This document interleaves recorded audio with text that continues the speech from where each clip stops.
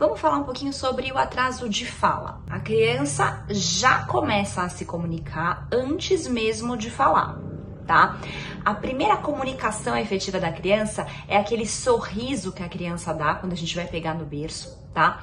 E depois disso vem a triangulação. Então, por exemplo, eu tô aqui com meu bebezinho, entra alguém pela porta e ele tava olhando pra mim e começa a olhar pra porta, tá? Então, isso já é um tipo de comunicação, um tipo de linguagem, essa triangulação do olhar, tá?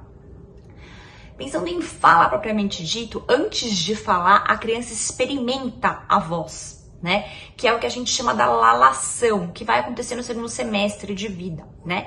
Que é o gugu dadá, o lalala, mamamá, papapá, tá? Depois disso, por volta de 1 ano de idade, a criança começa a dar sentido para essas sílabas, tá?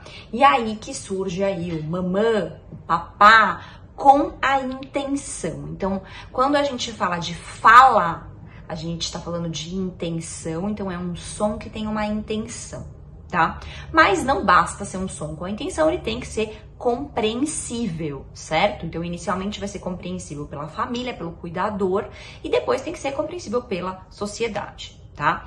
Então, por volta de 18 meses, a criança tem que falar uma série de palavras.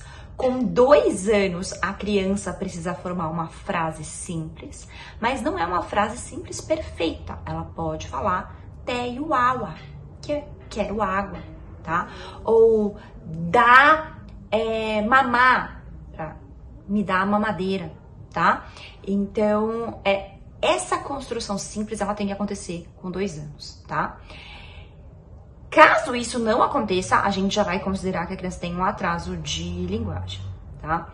Outra coisa que a gente precisa lembrar de separar é o atraso de linguagem, ou seja, essa forma, essa ideia de comunicação não está presente, das trocas fonêmicas, tá? Então, troca fonêmica, por exemplo, em vez de falar vovó, falar zozó, né?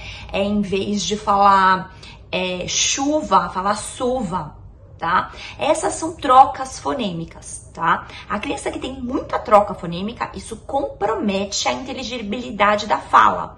Mas se a criança tem uma ou outra troca fonêmica, a gente não vai falar que essa criança tá com a fala atrasada, a gente vai falar em distúrbios fonológicos, tá? Algumas trocas fonêmicas são normais do desenvolvimento, tá? E outras trocas fonêmicas são sempre patológicas, tá certo?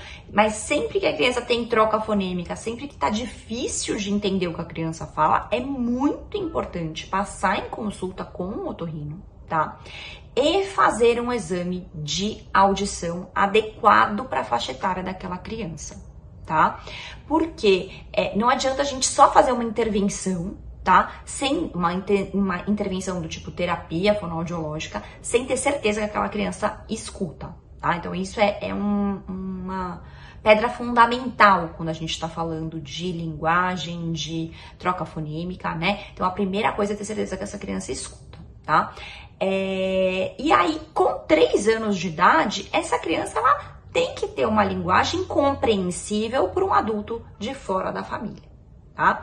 Então, esses são os marcos principais para a gente avaliar, para a gente observar, né, no nosso filho, na nossa filha, na criança da nossa família, para saber se as coisas estão indo bem ou se é necessária uma avaliação de especialista.